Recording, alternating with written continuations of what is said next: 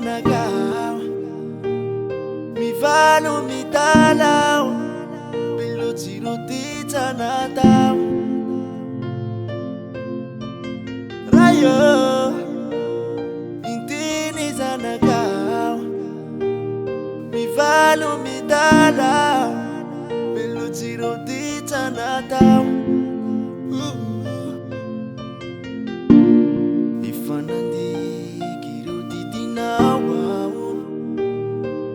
Noni tifanaw Dewi masunaw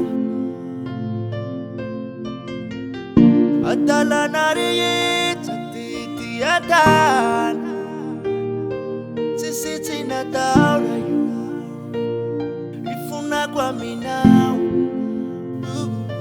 Tiyangan ni Junior we Tiyangan ni Junior rayo Mifuna minaw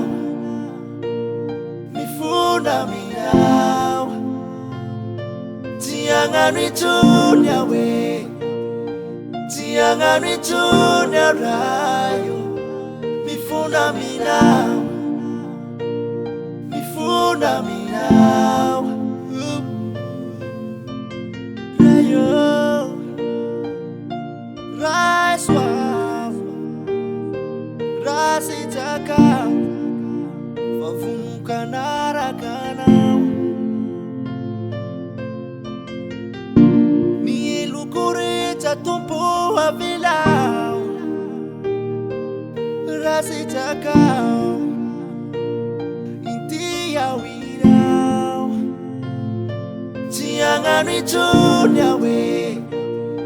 Tiyangan ni Junior rayo Mifuna minaw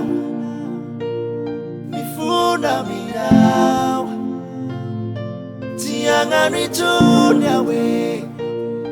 Tiyangan ni Junior rayo Mifuna minaw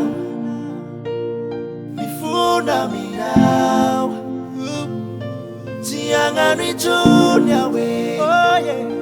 Tiyangan ni Junior rayo Mifuna minaw Rayo Mifuna minaw Tiyangan ni Junior we Tiyangan ni Junior rayo Mifuna minaw Rayo